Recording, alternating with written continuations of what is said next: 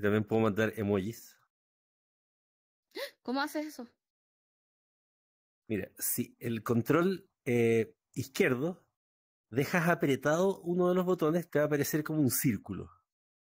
Ese círculo se queda ahí y tú te vas moviendo con el cuestión y tienes para lo de las expresiones, que son estas cosas así como que puedo moverme de forma graciosa, como bailar y todo. Y tienes acceso a los emojis también. ¿Encontraste el círculo? Sí. Como que no está el dejar de bailar. Ahí, espera. Bueno, estamos en vivo. Hola. Si alguien nos está viendo, no sé cómo se ve esto. Pero bueno, si es que alguien nos está viendo, escuchando, disculpen la demora, pero es nuestra beta hoy de The Tomorrow Show. Temas de televisión en vivo. Exacto, y estamos en vivo en la realidad virtual. O sea, Hannah está en México con sus Oculus Quest, yo estoy aquí en Santiago, pero estamos todos juntos aquí. Gabriel está, que es nuestro asistente audiovisual, está aquí también, y estamos en nuestro nuevo estudio virtual, donde nos juntamos para hacer nuestro primer episodio de The Tomorrow Show. The Tomorrow Show. Que finalmente va a ser un programa donde antiguamente nosotros estábamos con WAS, que es We as a Service, donde hablábamos de temas de negocio, tecnología, y decidimos tener nuestro propio set de televisión en VR. Uno, para que la gente vaya acostumbrándose a las cosas que se pueden hacer en VR, y por otro lado también queríamos tener la oportunidad de crear un espacio que fuera permanente, que es un espacio de conversación donde vamos discutiendo, vamos revisando cosas y eso. Y este programa, que es The Tomorrow Show, va a tener una frecuencia de... Semanal, sí. Entonces, vamos a juntar semana a semana para poder tratar los temas que nos interesan básicamente, porque sigue siendo una conversación muy autocéntrica de tecnología y de negocio, y cosas que queremos escuchar y que queremos discutir y queremos compartir con ustedes. Sí, así que pueden venir como... Pueden venir como invitados también, porque el set es un set real, es un VR room, así que pueden venir y es un mundo que creamos para que puedan venir y conversar con nosotros. Esto está hecho con una tecnología que probablemente algunos conocen, que es VRChat, que es un tipo juego social, donde en realidad hoy día tiene una cantidad de gente en todo el mundo gigantesca, tanto gente que usa lentes de VR como gente que no usa lentes de VR. Y dentro de la generación Z hay gente que tiene, no sé, vidas completas. Estuve conversando con un chico el fin de semana que tuvo que dejar a su psicóloga porque la psicóloga no era capaz de entender la vida que él llevaba en VRChat con sus amigos y todo el asunto. Bueno, de hecho, Gabriel también tiene amigos en VRChat y en el fondo hay gente que se conoce la vida real, otra que no, porque hay gente de parte del mundo. La verdad es que es muy interesante porque cuando estamos en este concepto de realidad virtual inmersiva, y ahí vamos entrando un poco en el tema tan apocalíptico que les hablamos en el inicio del transhumanismo y todo, de que en realidad recuerden que el cerebro no se conecta directamente con la realidad, sino que el cerebro interpreta señales. Entonces, cuando empezamos a interpretar las señales de este mundo virtual, llega un momento en el que el cerebro empieza a decir, pero estamos acá, pues, así que empiezo a acostumbrarme a eso, y por eso puedo de alguna forma empezar a generar una vida paralela acá. Entonces, muchos de los que hoy día hay mucha especulación respecto de que el metaverso fracasó y qué sé yo todo, porque, qué sé yo, bajaron las acciones de Meta, como si en realidad el metaverso tuviera algo que ver solamente con Facebook. Lo único que hizo Mark Zuckerberg fue hacer que se popularizara el término y sacar los Quest, que en el fondo es una tecnología que compró. Pero el tema de la realidad virtual va mucho más allá y bueno, creemos que va a tener bastante más impacto de lo que hoy día muchos están creyendo en base a este concepto como de las acciones o del Mark Zuckerberg centrismo. Claro, totalmente.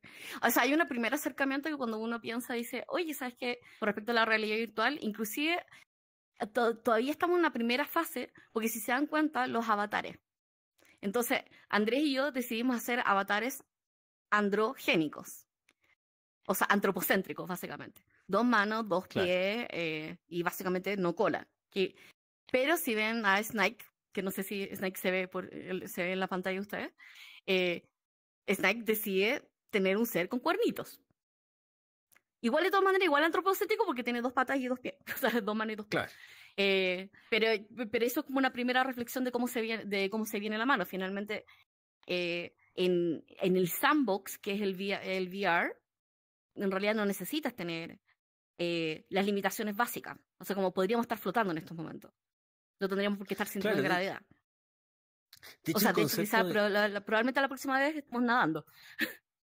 Claro, y hay que pensar, o sea, el concepto de metaverso incluye una serie, y por eso hay que diferenciarlo de realidad virtual en general. Metaverso surge no de Facebook, justamente, sino que surge de una novela de ciencia ficción donde hay un personaje, qué sé yo, que es como un forajido, en fin, que de alguna forma entra a este universo, y este metaverso tiene unas características específicas. Uno, que es permanente en el tiempo, es decir, que está siempre ahí, cada vez que uno entra no se mueve, cosa que hoy día podríamos dudar.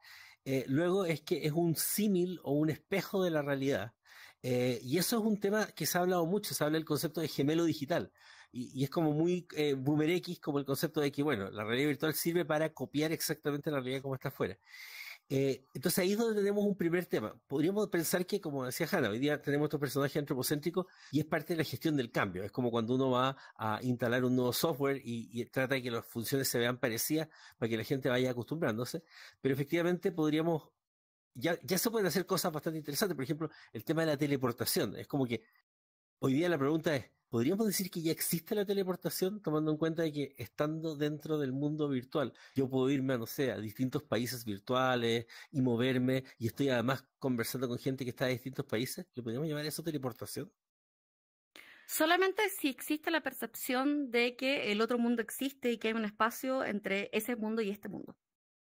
Entonces, por ejemplo, yo acabo de implementar, hay una cosa bien particular. Cuando nosotros nos vemos a nosotros en la realidad, nosotros tenemos la capacidad de poder tener una vista de nuestra más o menos como 180 grados. O 120 grados, que es la visión que tenemos cuando la vista periférica. Porque nuestros ojos hacen un compósito entre punto y punto. Si se dan cuenta, los que están con el lente de realidad virtual, no tienen vista 180. O sea, de hecho, creo que es hasta 210 en realidad la vista, porque una vista compuesta entre ojo izquierdo y ojo derecho. Claro. Entonces, cuando ocurre eso, no hay una percepción real como del cuerpo. Entonces, lo primero de la teletransportación es la sensación del cuerpo. Tengo sensación del cuerpo, puedo teletransportarme, porque existo en un solo punto, así que puedo existir en el otro. Y si existe percepción de los mundos, o sea, de que en este mundo yo estoy parada y tengo los pies puestos aquí, existe la posibilidad que exista esa misma percepción en otro mundo. Entonces, de hecho, ahora acabo de poner un espejo para poder hacer neurofeedback con mi cerebro, para que mi cerebro empiece a entender cómo me estoy moviendo al otro lado. Y esto, este proceso de tener puse un espejo personal justamente como para que mi cerebro se acostumbre y diga, este es el cuerpo y así me muevo cuando estoy en VRChat. Claro. Así que no es menor. Pero el tema de hoy es... Bueno, el tema de hoy es... como tema el transhumanismo. Que vamos a explicar, que vas a explicar de qué se trata. Sí. A ver, el transhumanismo, a ver, es un término bastante antiguo, hay que decirlo, no es una cosa muy moderna. De hecho, como que la gente que son como los transhumanistas son personas de edad, digamos tipo boomer. Pero ¿en qué consiste el transhumanismo? Es más o menos simple. Es decir, mira, nosotros los seres humanos tenemos algunas condiciones que son limitadas. La primera es que nos vamos a morir después de cierta edad. La segunda es que envejecemos. La tercera es que tenemos limitaciones físicas, es decir, no sé, pues no podemos saltar como de un edificio a otro. Y la cuarta es que tenemos limitaciones cognitivas, es decir, no podemos procesar cierta cantidad de información y todo. Entonces la pregunta es, ¿podemos usar la tecnología para sobrellevar todas esas limitaciones? Y ahí tenemos desde lo más simple hasta lo más complejo. Lo más simple sería, por ejemplo, para que uno no se imagine siempre el transhumanismo como esta cosa ultra sofisticada y compleja. Juanita tiene depresión. Y entonces se despierta todos los días y no tiene ganas de hacer las cosas, no se quiere levantar, en fin, tiene incluso ideación suicida, la vida es lentísima, no puede conseguir trabajo porque en el fondo ni siquiera puede buscar y todo. Juanita va y decide ir al psiquiatra y el psiquiatra le da antidepresivo. Y le da un buen antidepresivo, qué sé yo, de los modernos, y Juanita empieza a mejorarse. Y a las 3 semanas está animosa, se consigue un nuevo trabajo, se empieza a llevar mejor con la gente, consigue una nueva pareja, se cambia de apartamento porque gana mejor sueldo, en fin, empiezan a pasar un montón de cosas, Juanita. Entonces la pregunta es, cuando tomó el antidepresivo, ese antidepresivo, o sea, dejó de ser Juanita, es decir, pasa a ser como una Juanita falsa porque resulta que ahora está mejor. Entonces, el transhumanismo tiene un poco que ver con eso, porque finalmente el remedio es un desarrollo tecnológico que ayudó a que Juanita estuviera mejor. Entonces, lo mismo, ahora si lo extrapolamos al tema, por ejemplo, de los miembros del cuerpo que se han roto y que de pronto tienes un miembro biónico y que está toda la problemática de si eso es ético o no, por ejemplo, en las Olimpiadas, entonces nos encontramos con que el transhumanismo es algo que lo podemos ver desde el día a día hasta cuestiones como, por ejemplo, llevar tu cerebro a un computador. Y eso es más o menos la discusión que hay en torno al transhumanismo y por qué también tiene tanta polémica.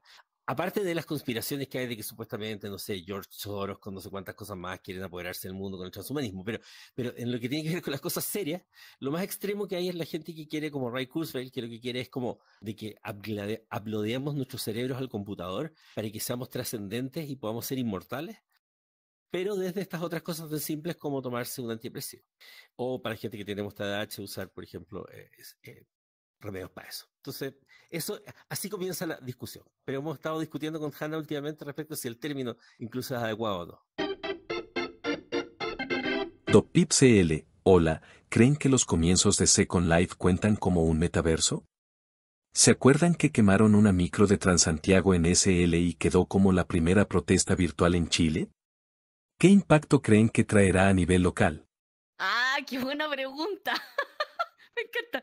Espera. Sí. A ver, para los que son muy viejos como nosotros nuestra primera referencia cultural sería El hombre del jardín. Que Andrés estaba obsesionado con esa película. ¿Te acuerdas, Andrés? Sí. No, full obsesión. Yo empecé con el tema de la realidad Full virtual por la obsesionado, obsesión mal con... obsesionado. Sí. Mal. Y existen estas primeras referencias, estas primeras referencias de mundos virtuales. Y los mundos virtuales en general se presentan siempre con un tono, siempre con un mismo tono, de primera esperanza utópica y después distopía horrible. Y Second Life, de hecho, igual progresó hacia allá. Y creo que lamentablemente, porque finalmente son, a ver,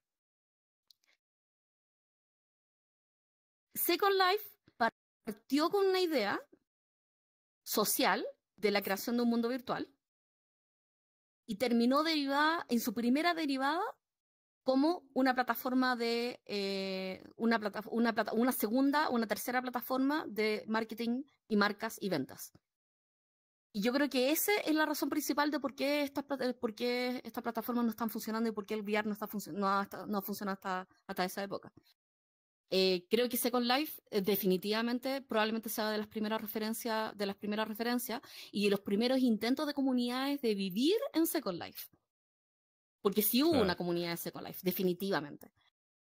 O sea, Sí. ¿dónde Ahora, se cae? también, claro, eso se cae, o sea, por un lado en lo que dices tú, pero también en que es muy difícil, o sea, yo creo que la comparación es como cuando tú comparas cosas solo porque se ven parecidas, que ya los camiones y los autos tienen 4 ruedas, o bueno, la camión tiene más Pero ruedas, pero tienen ruedas, no sé.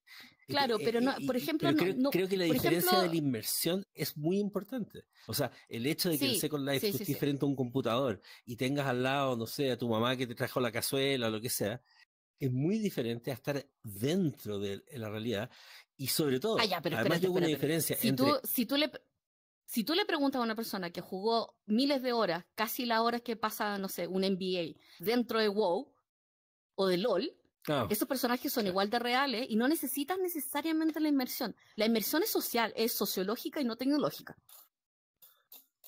No, pero Es como yo la estoy gente... hablando que la inmersión, sí, pero la inmersión también tiene un componente cognitivo. O sea, el hecho Sí, de que no haya distracciones, de que tengas sobre todo en el caso de los Quest, por ejemplo, donde ni siquiera hay cables conectados, llega un punto en el cual tú tienes la sensación, tú realmente puedes el sentir el cuerpo... avatar. Y creo que Sí. eso es súper importante, porque en el fondo ya, el LOL, digamos que eres un, no sé, qué sé yo, eres alguno de esos personajes, que está whatever.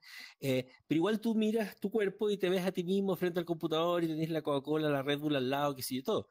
Acá es totalmente diferente. Por ejemplo, este mismo hecho de que yo tenía, no sé, había puesto como unos temas para hablar y en realidad no los puedo ver porque los tengo en el computador afuera. Es como, estoy en otra realidad. No puedo acceder a las cosas que tengo en el computador. No podemos ver el chat porque no sé qué. Entonces lo tiene que cargar Gabriel que está Claro. afuera Sí. Entonces ya empieza a haber una división entre ustedes y nosotros que hace que el Sí. cerebro diga, ¿sabes qué? Esto es diferente. Y el hecho de que el cerebro diga que esto es diferente. Po. Claro, Bueno, y hay una cosa en particular, que de hecho, o sea, efectivamente Second Life, o sea, a ver, como regresando al tema, más que el VR, es como, el transhumanismo tiene varios principios, o sea, el principio o sea, el principio como de las limitaciones humanas con respecto a las leyes físicas, el traspaso de esas limitaciones hacia la tecnología, y finalmente qué es lo que se puede hacer y qué es lo que no, y finalmente, o sea, cuáles son los límites. Y yo lo que le decía a Andrés ayer cuando me estaba discutiendo el tema del transhumanismo, es que en realidad la primera pregunta que nos tenemos que hacer cuando estamos hablando de transhumanismo es ¿qué es ser humano? O sea, ¿cuáles son las implicancias, cuáles son nuestras implicancias? O sea, ¿cuáles son las implicancias de ser humano y cómo afectan lo que nosotros hacemos en el día a día? Entonces, no es lo mismo, si nosotros fuéramos seres que viviéramos 300 años y nuestro span de tiempo y memoria fueron 300 años, viviríamos extremadamente distintos, súper distintos. Planificaríamos distinto, tendríamos parejas de forma distinta, usaríamos recursos de forma distinta, porque sabemos que tenemos un span de tiempo de 80 años y sabemos que nuestra memoria no se va a preservar más allá, tenemos ciertos comportamientos. Entonces la pregunta es, ¿qué pasa, por ejemplo, cuando tenemos, no sé, a ver, en jóvenes hombres? Y esto es una estadística graciosa. Es como, la mayoría de los hombres que mueren antes de los 20 y algo años ocurre por eventos violentos, accidentes de alto impacto. ¿Por qué? Porque los hombres son mucho más imprudentes. Ya.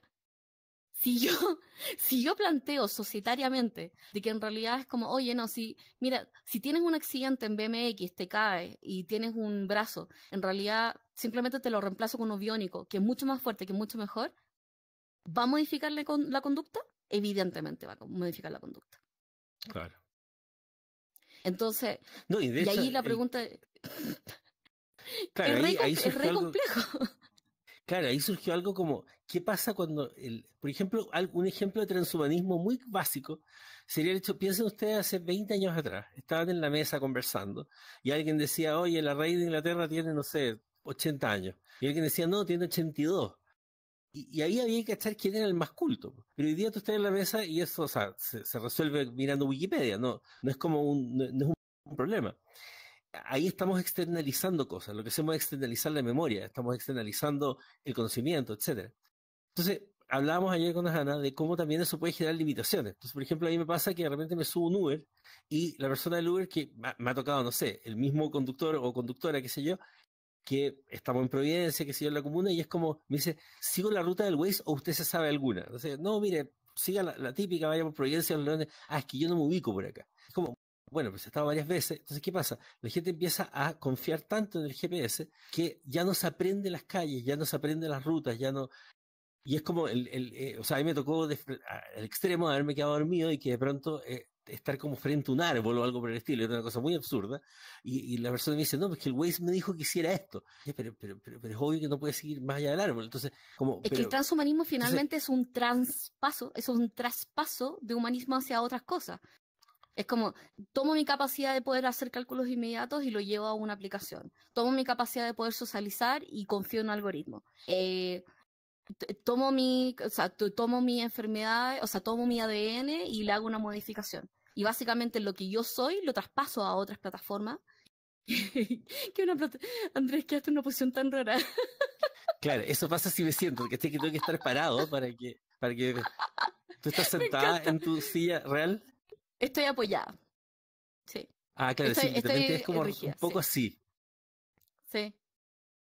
Pero ahí, o sea, ahí por ejemplo, si nosotros viéramos la tecnología que tenemos ahora, tenemos implantes. Ya hay una nueva serie de implantes que permiten movilizar la columna para personas paralizadas por más de 15 años. Tenemos prostéticos, y ahora está flotando como exorcista. Tenemos Sí, ahora debería estar sentado, prótesis, ¿cierto? Sí, pero de una forma muy extraña. Sí. Sí. Y tienes prótesis que te permiten saltar y correr mucho más rápido y básicamente, o sea, bueno, aparte del FAD de Elon Musk, de Neuralink, sí hay tecnología que se está aplicando ahora para poder disminuir, por ejemplo, frecuencias neuronales. especialmente para tratamiento de esquizofrenia y Alzheimer y Parkinson y todo eso. Y son todas intervenciones que finalmente van a apuntar a que efectivamente ocurran externalizaciones de ciertas funciones humanas. Y habría que preguntarse, es como, ¿qué es lo que queremos? ¿Queremos exoesqueletos? ¿Queremos mejorarnos?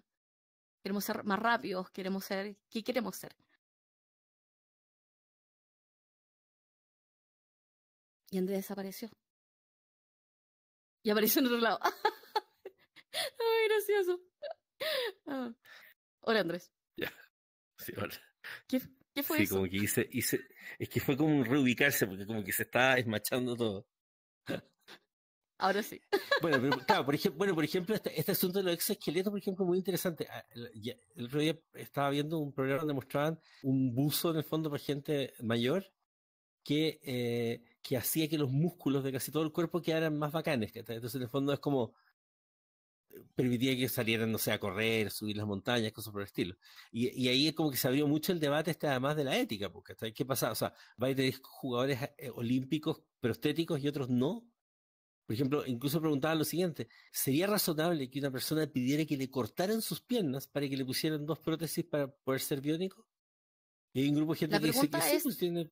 La pregunta es, ¿hasta cuántos miembros te tienen que sacar y cuántos órganos te tienen que sacar para seguir siendo humano o dejar de ser humano? Claro, y la esa va pregunta a ser una filosófica pregunta... clásica es: ¿qué es ser humano? No, o sea, si una persona nació, si el concepto es que nació como humano, pero es 99% piezas y partes, onda, creadas por laboratorio, ¿es un humano o no? Entonces, Claro. es una buena discusión para poder hacerse. Y creo que hay varias cosas. Por ejemplo, Maduro está obsesionado con sobrevivir. Es como Maduro, el de Venezuela. Estaba totalmente obsesionado con sobrevivir. Era tanto que cuando en las últimas fases de su cáncer, el hombre lloraba y plegaba, así como, no me mates, no me lleves, ¿cachai? Porque tengo tantas cosas que hacer. Ya. Si estamos hablando de tomar la conciencia y convertirla en un algoritmo, porque finalmente eso sería, o sea, para que fuera una simulación de persona, una alma, tendría que ser un algoritmo, necesariamente, que tuviera memoria para poder hacer todas las vinculaciones, pero sobre todo tuviera un algoritmo que aprendió de todo lo que aprendió la persona. ¿Tú te imaginarías a Kim Jong-un no aprovechándose de eso? Sí, pues. Ahora, y aparte tengo otro problema, porque primero, para poder subir un cerebro al computador, claro, para subir un cerebro, no, imagínate, lo pueden copiar y pegarme.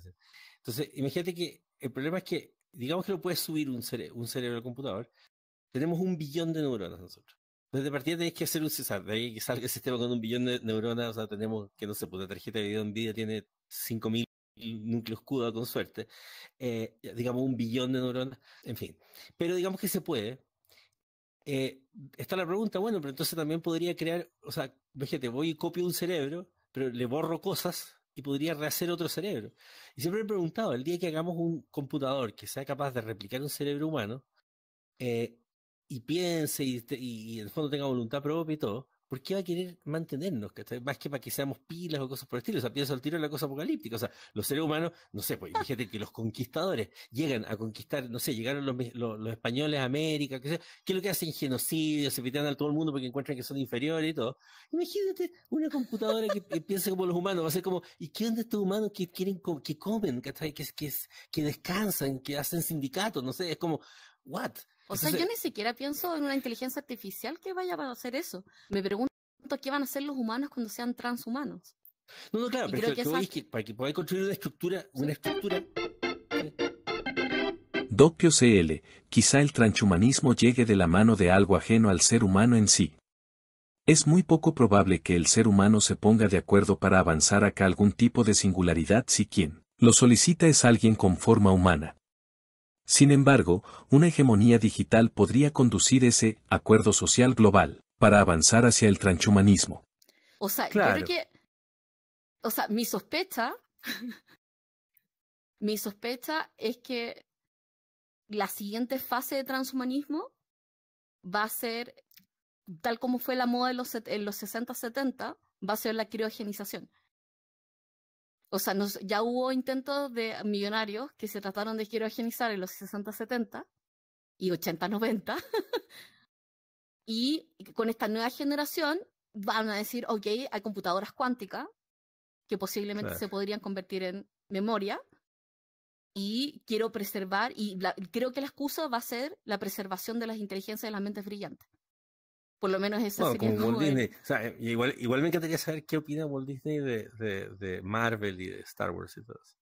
Pero... O sea, el problema es cuando despierten y Walt Disney se descubra que no puede existir en este universo porque en realidad se haya funado. O sea, los tiempos cambian. Bueno, se va a encontrar. Ya, pero claro, pero él no tiene la culpa, él no cachaba. Es como... Claro, es como, no puedo ser nazi, es tan mal usar niños. Claro, pero igual como que él tenía N respeto por los dibujantes, tal vez le va a pagar mejor a los que hacen los efectos especiales. Sí, pero o sea, es interesante porque con respecto a la inteligencia artificial, o sea, con respecto a la data, se ha tratado de hacer el convenio mundial de data, de la apertura de los datos, sobre todo con Open Science, que está súper interesante la discusión. Se ha tratado de hacer la discusión de la inteligencia artificial con la parte ética. Entonces han habido muchos foros tratando de reflexionar sobre el tema de la implicancia de los algoritmos, de cómo te puede afectar. O sea, tenemos el caso de Estados Unidos y una ciudad que implementó inteligencia artificial como para poder hacer predicción de crímenes y fue desastroso con implicancias éticas bien peligrosas, tan así que mandaban notificaciones a gente que potencialmente podría ser criminal y le decían, bueno, lo tenemos en nuestra listado de observancia y a posibles víctimas le decían, bueno, ustedes están en el listado de posibles víctimas. y así, o sea, como que era muy tranquilizador. Y existen, o sea, y básicamente como que lo que sucede con la tecnología y lo que existe con la tecnología y con la transhumanización y cómo va funcionando es que en realidad tienen que haber discusiones que sean filosóficas y no tecnológicas. Filosófica significa que si nosotros estamos, por ejemplo, pensando en la colonización de otros mundos, no deberíamos estar pensando si que va a ser propiedad de quién. No deberíamos estar pensando que este es el problema con el Meta. ¿Qué pasa con Meta? Meta abre, inmediatamente Nike dice, uy, voy a hacer las zapatillas en VR. Y se convierte en una plataforma publicitaria. ¿Y qué es una plataforma publicitaria? Básicamente requiere que la gente pase tiempo ahí y sea consumidora de cosas. Pero los humanos somos mucho más que solamente consumidores. Entonces, bueno, y de hecho, en ese concepto de ser más que consumidores, claro, hay un tema que lo conversamos una vez, de hecho tú me lo señalaste. Probablemente no mucha gente ha escuchado el concepto de psiconeuroinmunoendocrinología. Suena como largo, pero tiene que ver con que uno no puede pensar en la psicología sola, lejos de la psiquiatría, lejos de la inmunología y lejos de la endocrinología, porque todos esos sistemas interactúan entre sí. Entonces me acuerdo que una vez estábamos hablando de esto de transhumanismo y Hannah me decía, bueno, pero ¿qué va a pasar? Por ejemplo, relaciones interpersonales, donde hay una mezcla de hormonas, de olores, de una serie de cuestiones que son las que hacen que lo humano ocurra. Entonces, claro, yo puedo transferir tu cerebro al computador, transfiero tu cerebro a tu computador. Pero si de pronto ese cerebro ya lo transferí, de pronto estoy en el computador, oh sí, la primera semana es como, oh qué cool, estoy dentro de este mundo virtual. Y de pronto empiezo a cachar que no huelo a la gente, que no siento... ¿Irá a quedar igual? No, de hecho lo que te debería pasar, o sea, lo primero es que la percepción de la realidad es un composite, es un compuesto. Es un compuesto entre lo que ven tus dos ojos, entre lo que percibe tu cerebro mientras tú no estás consciente de eso y que procesa de todas maneras, aunque tú no lo tengas consciente, de aquello que percibe con 98% de procesamiento visual, alto procesamiento auditivo, pero filtrado, o sea, el cerebro está filtrando a tiempo real lo que va escuchando. Táctil, así que sensorialmente va cambiando eso. Olfativo, y básicamente como nosotros somos un gran sensor, o sea, tenemos sensores básicamente todo. Nosotros, mientras estamos parados, estamos sintiendo la vibración del suelo. Entonces todo eso desaparece y básicamente quedamos con un 98% de procesamiento visual y auditivo, punto. Entonces, ¿qué es lo que va a hacer el cerebro técnicamente? El cerebro se va a ver loco. Eso es lo que va a pasar. O sea, o sea, eso es solamente lo que entra, pero lo que sale ya eso es como de otra cosa, porque lo que nosotros hacemos como reacción en nuestro cerebro es que nosotros procesamos según lo que nosotros conocemos. Así que vemos según lo que procesamos y según lo que conocemos. Y esa de forma es incremental. Y eso, entre comillas, desaparece. A menos de que logren, o sea, hay una simulación, ¿se pueden hacer simulaciones de la realidad más completa? Sí, se podría. Pero mi sospecha es que mucho tiempo, o sea, de hecho, la sensación que tengo cuando paso mucho tiempo en VR es la misma que tengo después de hacer snorkel más de 1 hora. El mismo tipo de mareo, que tiene que ver con la ubicación del cerebro, porque hay que recordar, nosotros tenemos un balance en nuestro cuerpo que está súper delicado, y si tu cabeza pesa 7 a 11 kilos, está acostumbrado a ese peso. Este le agrega 900 gramos más, que posiblemente tú dices, oye, esto es súper poco. Esto no es poco. 900 gramos en tu cuello es harto. Esto es como tener una canasta tipo Carmen Miranda durante 45 minutos. Así que eso como cambia tu cuerpo. Y, o sea, básicamente como que si que nosotros estamos pensando en transhumanismo, tenemos que pensar que nuestro cerebro funciona de muchas maneras más de lo que nosotros tenemos procesado y consciente. Entonces, nuestro composite de la realidad, que es lo que hace la realidad, es mucha más información de lo que nosotros creemos.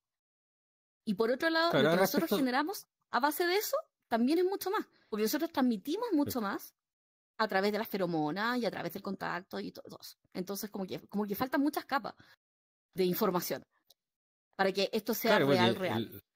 El mismo lenguaje no verbal, pues yo creo que hoy día, si bien tenemos la posibilidad de tener más expresiones faciales y cosas por el estilo con estos avatares, pero en realidad hasta que no tengamos una cuestión que nos capture realmente las expresiones faciales y podamos, todavía va a haber cosas que no las vamos a entender del todo. O sea, pero mira estas manos, siento como si fuera una chica de New Jersey con las uñas largas. O sea, como que no las puedo cerrar, no las puedo abrir, y eso es extrañísimo. Entonces, por ejemplo, yo que soy muy expresiva con los brazos, como que siento que estoy nadando así como pato. Doppio que quizá un cerebro vuelto loco, ya subido, sea percibido como corrupted data y vaya a saber lo que pueda ocurrir con esa existencia de ese resto de humanos que quedó. Me encanta. Wow. Eso está súper interesante. Está buena la reflexión, súper buena reflexión. O sea, si tú, por ejemplo, si tú subieras o sea, primero, esta es mi sospecha. No podría, o sea, tendrías que ser necesario, o sea, no, a ver, mi sospecha es la siguiente. La primera es que la información tendría que ser guardada por ADN. Porque el ADN es autorreplicante, tenemos mecanismos de reparación de ADN, y el ADN es una de las estructuras más eficientes de guardado de información. Así que creo que las memorias que se vayan a guardar de nuestro cerebro no podrían ser de ninguna otra manera que no fuera ADN. Entonces, como probablemente tendría que paquetizarse como ciertas cosas en genes, y los genes tendrían que guardarse en estructura de ADN. Esa es como mi sospecha. ¿Te refieres a esos computadores que uno tiene que alimentar? Exacto. Y el computador después le pregunta al ADN y le dice, ya, ¿qué diablos hago? Y después tienes caminos neuronales, que son como estructuras que probablemente sean como gelatinosas, y que finalmente probablemente también se comunican a través de neurotransmisores, porque sería la única manera de generar ¿cómo se llama esto?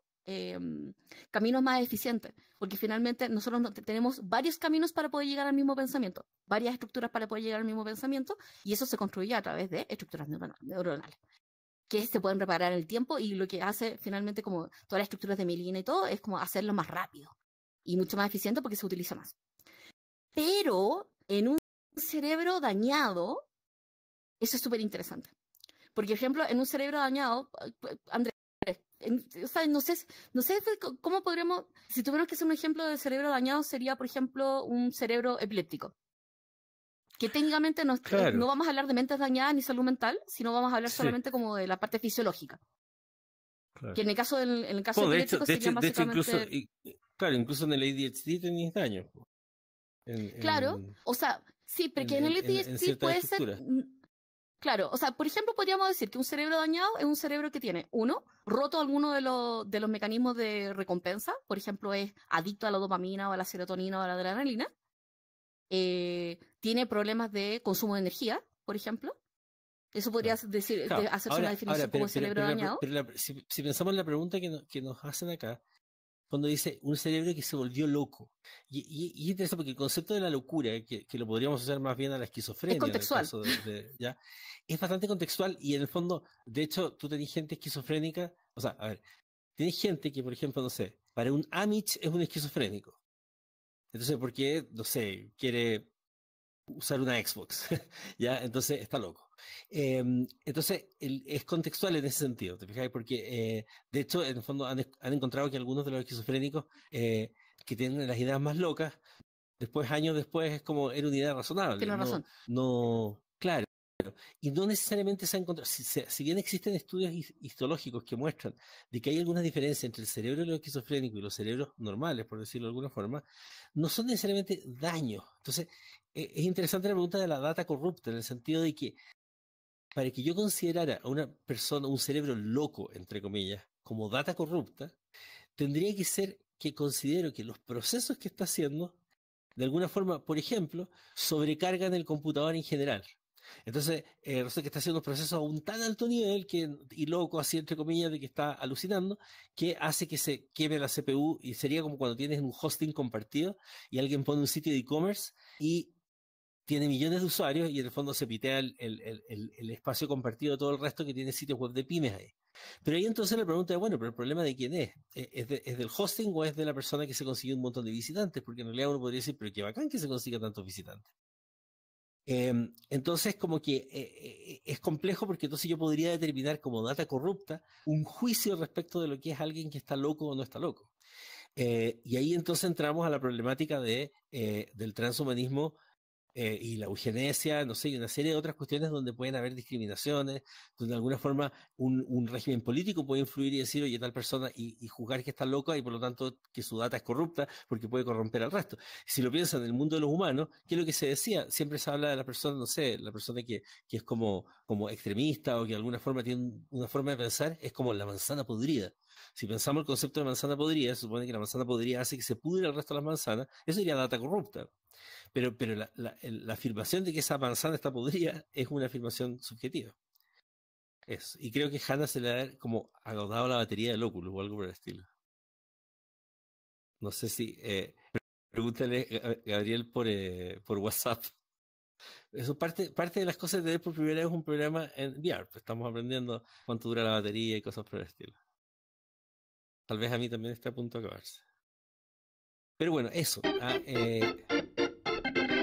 Banasaru, pero creo que es importante observar un cerebro de un psicópata que quiera ser trascendido a la virtualidad.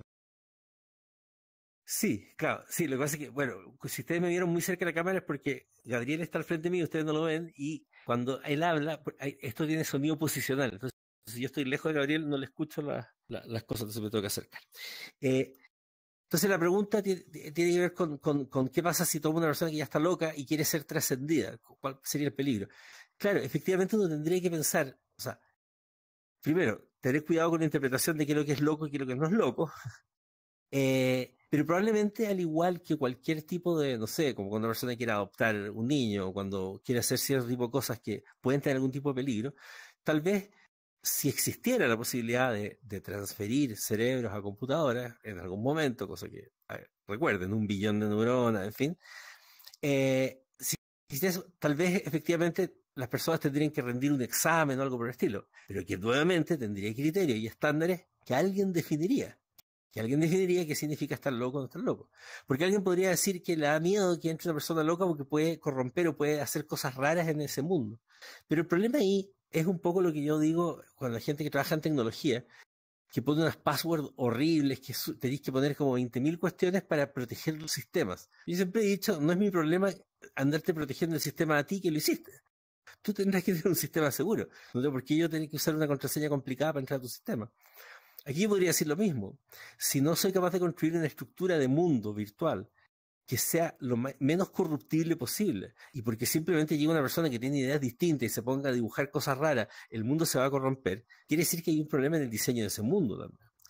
Porque si no, la corrupción va a estar dada por las ideas. Y si yo tengo un conjunto de gente y voy y le digo ideas medias revolucionarias y esa gente me cree, bueno, eso es parte de lo humano. Y entonces, si yo quisiera evitar que eso ocurriera, de alguna forma estaría generando una suerte de eugenesia digital, en el sentido de que lo que quiero es tener un mundo como bien selecto, pero nuevamente ahí los criterios estarían dados por algún grupo, y habría que ser muy cuidadoso respecto a cómo se generan esos criterios. Deberían ser comunitarios, y de ahí que vienen todos estos temas como las DAO, las organizaciones descentralizadas y los sistemas de votación y demás. Por lo tanto, hay un tema respecto de cómo los humanos gestionan la democracia, cómo gestionan las ideas, cómo gestionan los límites, que es una parte importante, y la otra es cómo yo hago sistemas seguros que no se corrompan porque alguien, no sé, lo pinta rosado y va a quedar todo rosado. Entonces, creo que ahí el problema no es si es que dejamos que los locos entren o no entren, sino que más bien es cómo diseñamos un entorno que pueda funcionar, no importando quién sea que entre, porque esa interpretación nuevamente es compleja. De hecho, este podría ser el lugar donde los locos puedan tener derecho a estar. Dopiocl, me nacen otras problemáticas. Porque finalmente me pregunto para qué subir la data de la humanidad.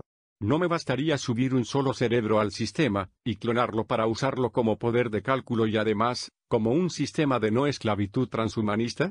Dopiocl, y cuando me refería a un cerebro loco, era a alguien que se volviera loco ya estando subido al sistema. Claro, si alguien se vuelve loco estando subido al sistema, nuevamente, el mundo tendría que ser capaz de protegerse, o tendría que tener un diseño que permita, ¿no es cierto?, como en acá, o sea, si de pronto es una locura tan grande como que se pone a hacer vandalismo, se pone, ¿no es cierto?, a maltratar gente y todo, bueno, tendría que haber una cárcel en el mundo virtual también, tendría que haber juicios, tendría que haber leyes, y por eso también no es tan llegar y decir, ¿no es cierto?, mira, sabéis que el mundo virtual es simplemente un juego. Piensen ustedes que hoy día existen casos en los cuales hay gente que la han agredido, etcétera, dentro del mundo virtual, porque en el fondo quienes se meten en el mundo virtual creen que eres un avatar nomás, se les olvida que hay un humano detrás de eso, y por lo tanto que hay que ser súper cuidadoso respecto de eso. Ahora, respecto al tema de por qué querríamos subir la data de la humanidad, yo estoy de acuerdo. Yo no soy, por ejemplo, la gente que está de acuerdo con subir a los humanos a computadoras, no. Ese no es el tipo de transhumanismo al que yo aspiro, sino que creo que está bien que la tecnología sirva para que mejoramos ciertas cosas, pero ya este asunto de meterse los cerebros a los computadores, ser trascendente, inmortal, es cosa de ver las novelas de ciencia ficción, ¿no es cierto?, y de fantasía, que es lo que le pasaba a los vampiros que vivían no sé cuánto tiempo, al final eran personajes súper malvados porque en el fondo veían morir es que a la gente que esencia amaban. Hay todo un tema sí. súper compleja. Filosóficamente no los humanos son, sí, pues, filosóficamente los humanos son como son porque tienen la sensación de perecer.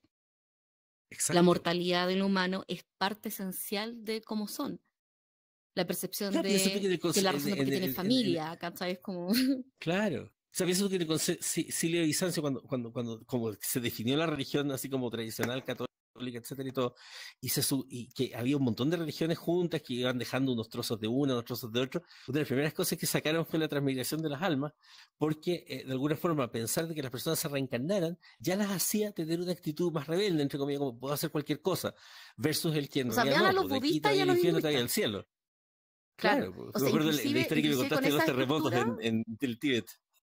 Claro, o sea, de hecho, o sea, cuando fue el terremoto en Nepal, murieron muchas personas y estaban reconstruyendo los templos. Y llegó un estructurista, que es de hecho chileno, y le dice, bueno, onda, se construyen así, van a tener problemas, de que después se va a destruir, y esto va a quedar, es mucho mejor que se construya de otra manera que va a resistir la estructura. Y como que lo mira y le dice, bueno, pero la gente muere. Es como, es parte del ciclo. Y la verdad es que... sí, y después reencarna. Y después viene a resolver cosas y es como parte del proceso. Entonces hay una parte filosófica del transhumanismo que es súper importante.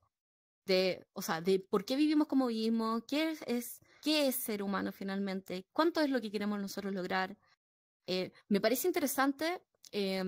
Creo que hay muchas más chances que un cerebro se vuelva loco en un entorno digital. Solamente por el concepto de...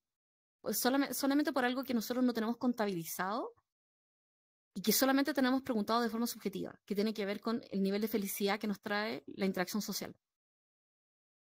Entonces, si nosotros fuéramos animales no sociales, lo cual significa que nosotros fuéramos sistemas cerrados, que podemos existir de forma cerrada, o sea, que si tuviéramos todas las necesidades cubiertas y todo, en realidad podemos ser felices, te creo, podríamos subirnos a un sistema digital sin ningún mucho más tiempo de interacción y básicamente como que le inyectamos información y debería ser feliz.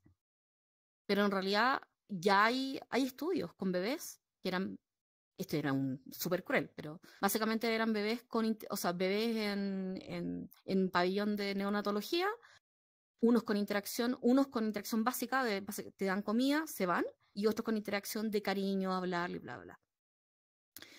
La interacción aumenta la capacidad cognitiva de los niños, aumenta su tasa de sobrevivencia. Un niño que no recibe interacción es un niño que muere. ¡Tarán!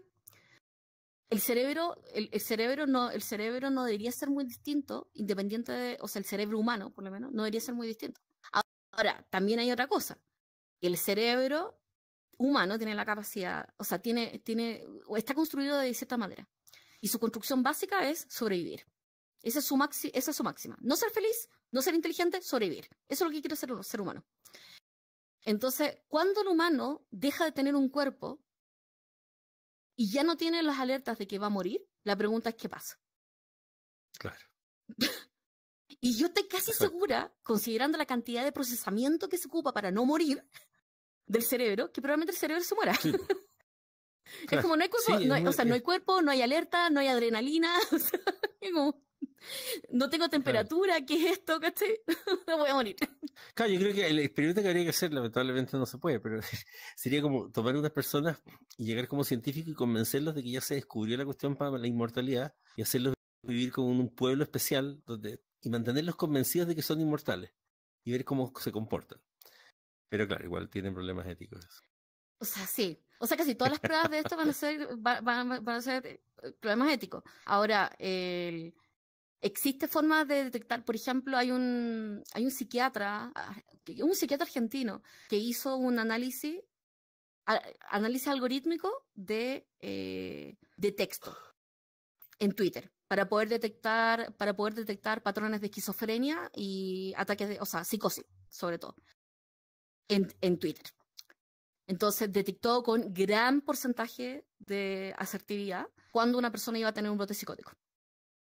Entonces, lo que sí es que creo que ya tenemos la tecnología como para poder detectar cuando una data o cuando una estructura de data debería tender a la locura.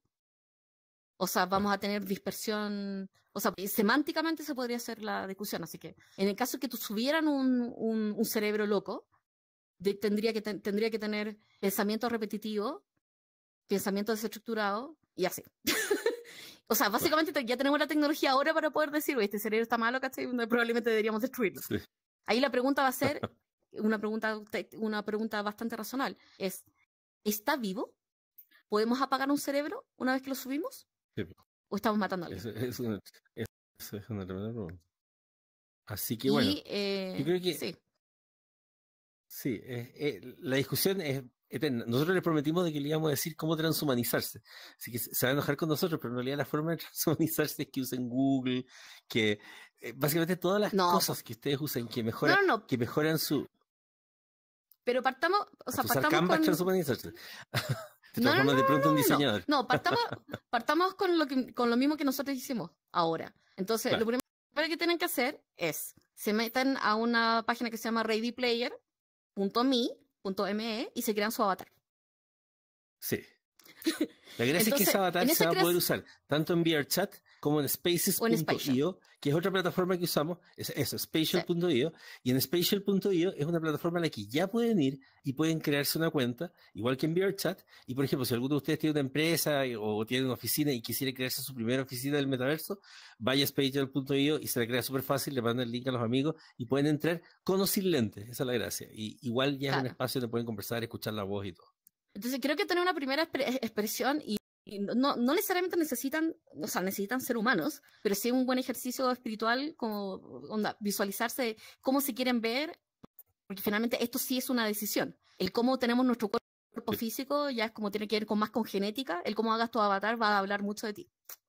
Lo otro es que, el siguiente paso, el que haría yo, pensando en transhumanizarme, es que hagan esto. Descarguen su historial de Twitter.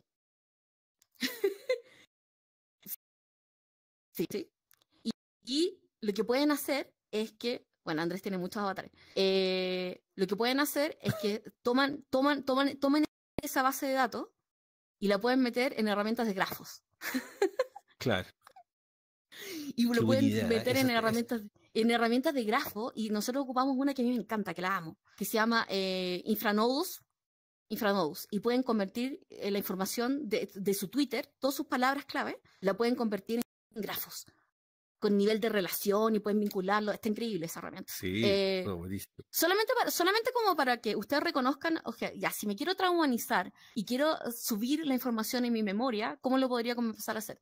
Y también creo que es interesante que si están pensando en traumatizarse, empiecen a guardar cosas de sí mismos.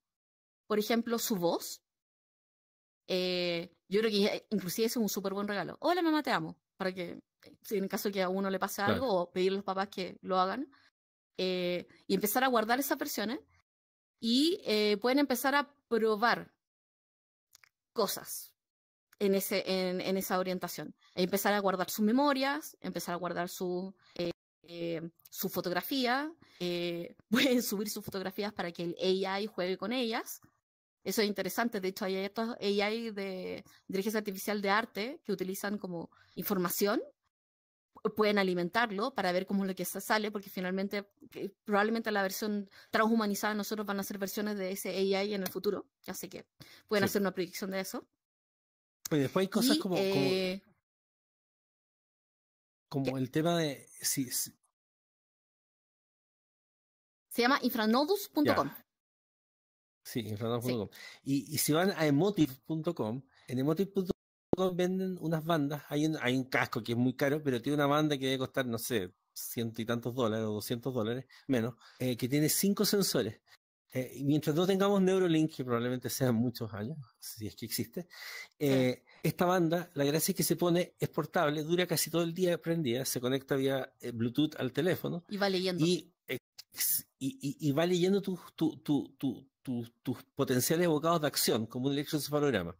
Ahora, ¿cuál es la gracia de eso? Que yo me puedo poner frente al computador con esto y puedo concentrarme, por ejemplo, en hay ciertos juegos, como que puedo agrandar una piedra, la puedo mover, pero incluso hay gente que puede manejar drones con su mente. O sea, esto que suena como tan así como mágico, existe hace hartos años, de hecho. Nosotros ya hemos probado esta tecnología hace como 5 años. Pero básicamente ustedes se ponen esto y pueden, por ejemplo, controlar pero por ejemplo, digamos que les ocurre un accidente, que Dios no quiera, qué sé yo, qué sea, y no pueden comunicarse. Tocar madera, exacto, claro, sí, esa sería madera. Uno puede incluso comunicarse con el computador y puedes escribir con tu mente, porque básicamente entrenas con los potenciales evocados de acción, eso. Y estamos hablando de un dispositivo que ustedes lo compran y les llega a su casa, o sea, y lo venden ahora, o sea, lo vendían hace 5 años atrás. Emotive.com. En algún momento les vamos a hacer alguna demo probablemente de eso, porque lo tenemos. Y ahí ya ahí tienen una transformación barata, pues, como, y conectada a tu cerebro, o sea, suena muy... Pues sí. Así que eso, yo creo que ha sido un experimento entretenido, iremos mejorando.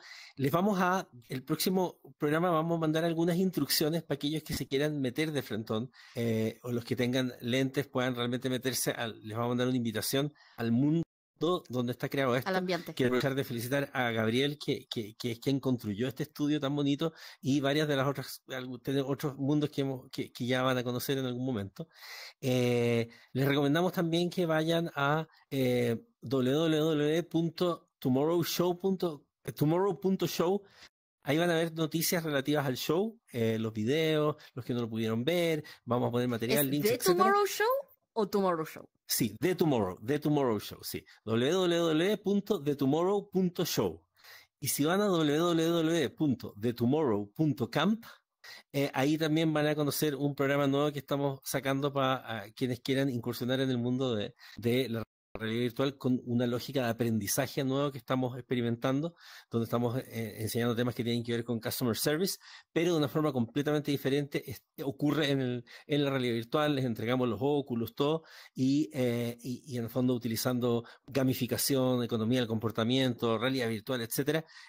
Creemos que vamos a revolucionar un poco lo que sería la educación en estas cosas. Así que ahí en thetomorrow.camp pueden ver también esta nueva cosa que estamos haciendo.